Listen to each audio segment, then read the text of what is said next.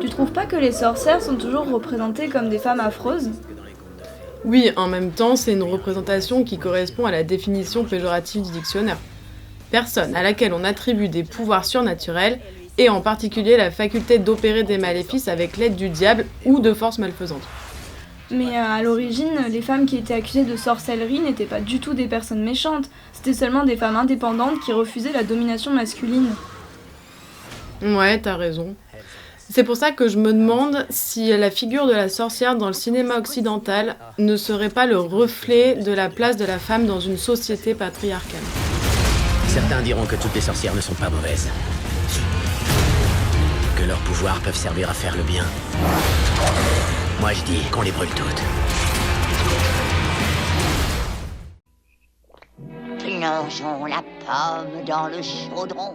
La figure de la sorcière dominante dans la culture populaire, et notamment dans le cinéma, est celle de la sorcière méchante, moche et cruelle. Elle a des caractéristiques physiques récurrentes, le nez et les doigts crochus, les verrues, les cheveux gris ou noirs, la voix grinçante. Elle peut avoir un chapeau pointu, une cape noire, un chaudron, un balai, un chat ou autre créature. Enfin bref, il y a un véritable kit de la sorcière qui souvent la ridiculise et cache ce qu'elle est vraiment. Comment ça?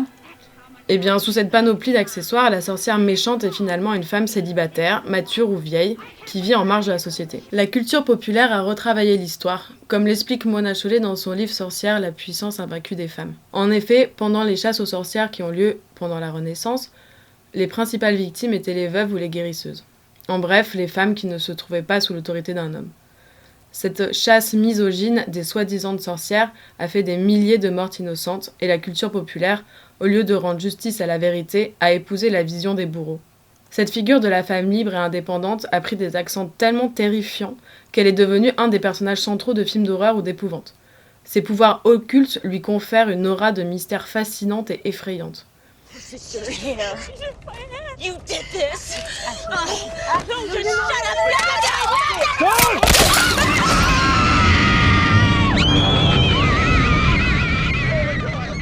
Ces films de genre exploitent aussi les relations sexuelles qu'entretiennent soi-disant les sorcières avec Satan. Elles sont donc du côté du diable et pour cela elles doivent être exécutées. Tempt the good people of Salem to commit sins of the flesh, she be a witch. Madame Ganuche est classée meilleure sorcière du cinéma sur le site Born to Watch parce qu'elle est la plus terrifiante selon eux. Cette vieille sorcière jette une malédiction sur la jeune et belle femme parce qu'elle a refusé un prêt. Pourquoi ce refus? Parce que le patron de l'héroïne lui met la pression pour être le plus ferme avec les clients.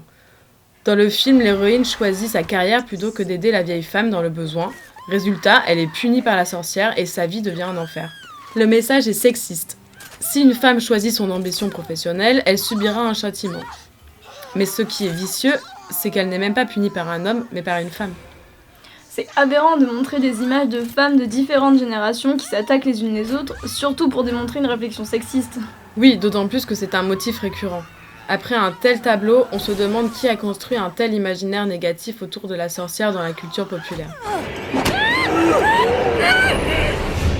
Oui, mais on trouve quand même des figures de sorcières bienveillantes dans le cinéma. Contrairement aux sorcières que tu viens de décrire, elles sont belles, jeunes et sympathiques. Il existe ce type de représentation, bien sûr. Elles deviennent même très populaires en apparaissant dans des séries ou des sitcoms. Ce n'est toujours pas moi. Mais c'est quand même étrange car quand on voit ce type de sorcière, on reconnaît en rien l'image d'une femme aux multiples pouvoirs, indépendante, voire même sauvage. Ces nouvelles sorcières deviennent classiques dans le sens où elles entrent dans des codes traditionnels occidentaux de leur époque. Rien ne dépasse, que ce soit dans leur style vestimentaire ou dans leur façon d'être. Tu ne pourrais pas téléphoner comme tout le monde avant de me tomber dessus, maman? Samantha, nous ne sommes pas comme tout le monde, ni l'une ni l'autre. Aussi voudrais-tu me dire en quel honneur tu t'épuises à faire la cuisinière comme une femme quelconque? Parce que Monsieur McMahon et Monsieur Tate ont estimé qu'il serait bien que Monsieur Braillard vienne dîner ici ce soir. Pourquoi eux ne t'invitent-ils pas à dîner? Parce que c'est un très gros client de Jean-Pierre. Maintenant, excuse-moi s'il te plaît, mais j'ai une montagne de choses à terminer. Leurs pouvoirs magiques deviennent parfois un handicap ou un élément comique. Où est passée la fête de Noël? Tu n'as pas perdu la mémoire? Les sortilèges que tu lances n'affectent pas les sorciers félins. J'en ai lancé un. Mais surtout, la préoccupation première de ces sorcières désincarnées, c'est se fondre dans le commun des mortels. Trouver l'homme idéal, qui deviendra son mari, avoir un foyer, faire des enfants. entrer dans une parfaite normalité. You can have anything you want. Every woman wants to be a witch. Well, I don't. I want to feel thwarted. I want to have days when my hair is affected by the weather. La sorcière va alors perdre tout ce qui la rend libre et donc dangereuse aux yeux d'une société patriarcale et hétéronormée.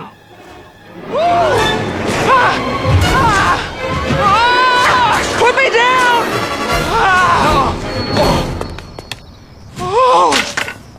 La sorcière doit renoncer à ses pouvoirs ou les dissimule pour se marier. Schéma que l'on retrouve dans Ma femme est une sorcière. I Married a Witch, a comedy-filled movie classic that tells the story of a witch who falls in love with a man. Ou dans un tout autre style, Kirikou.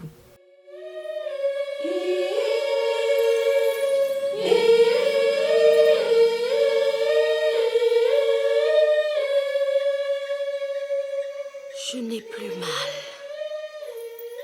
Comme c'est étrange de ne plus ressentir aucune souffrance. Je suis libre. La sorcière avec ses pouvoirs a disparu. Tant pis. Tant mieux. Je suis de nouveau moi. Kirikou, tu m'as délivrée. Merci. Comment te prouver ma reconnaissance? Épouse-moi. Donc on a le choix entre une sorcière démoniaque et répugnante qu'il faut anéantir avant que sa méchanceté ne fasse trop de dégâts, ou une sorcière qui perd tous ses attributs essentiels en rentrant dans le droit chemin, c'est-à-dire sous la domination d'un homme. C'est bien résumé.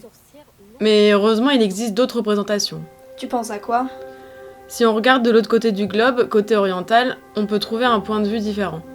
Prenons par exemple les films de Miyazaki. Très souvent, le personnage principal est une femme, au caractère fort et indépendant, qui n'ont pas besoin d'hommes pour exister et prendre leur place. Ces femmes sont souvent entourées d'éléments merveilleux et magiques. Ah oui! Comme dans Kiki la petite sorcière, où c'est un personnage avec les caractéristiques d'une sorcière typique, comme on peut l'entendre. Il faudra t'y faire, chérie, c'est la tenue traditionnelle des sorcières. Un chat noir, une robe noire, tout est noir. Elle est vêtue de noir, accompagnée par son chat, elle a des pouvoirs magiques et elle vole sur son balai. Son but dans l'histoire est d'être autonome. Une fois qu'elle quitte ses parents, elle est totalement libre et elle doit prouver qu'elle sait se débrouiller seule. Il te reste de l'argent? Pas trop, il va falloir tenir en mangeant des crêpes. On pourrait dire la même chose du personnage d'Ursula d'ailleurs, qui est comme la version adulte de Kiki. C'est une jeune femme qui vit dans la forêt avec ses corbeaux et ses peintures mystérieuses. Au premier abord, elle a l'air solitaire et renfermée, mais au cours du film, on découvre une jeune femme pleine de vie qui prend Kiki sous son aile. Exactement, moi je pensais aussi à Princesse Mononoke. San, le personnage éponyme, a été élevée par une louve, elle vit dans la forêt, loin des hommes et de la société.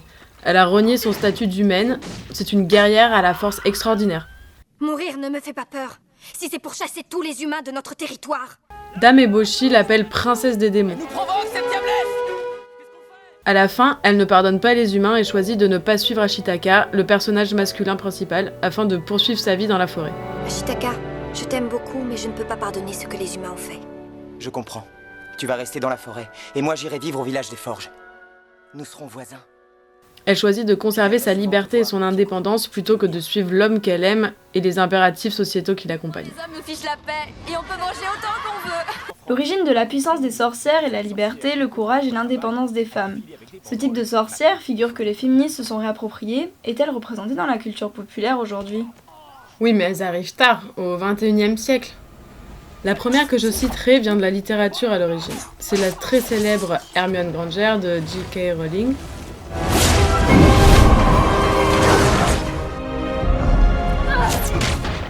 La seconde que je trouve importante, la plus récente, est Sabrina dans la série spin-off de Riverdale.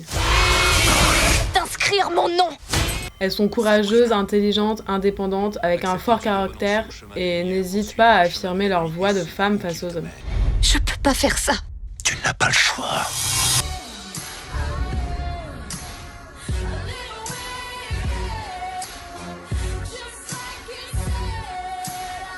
Mais un bémol, elles sont toujours jeunes, belles et blanches.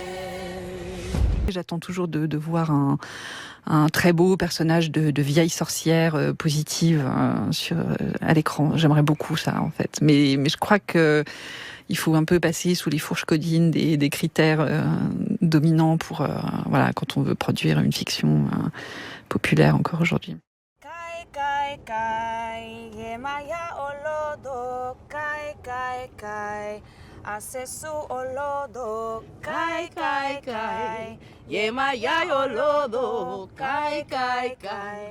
Hace su olodo, la dio que, la dio que, la dio que, la dio que, la dio que, la dio.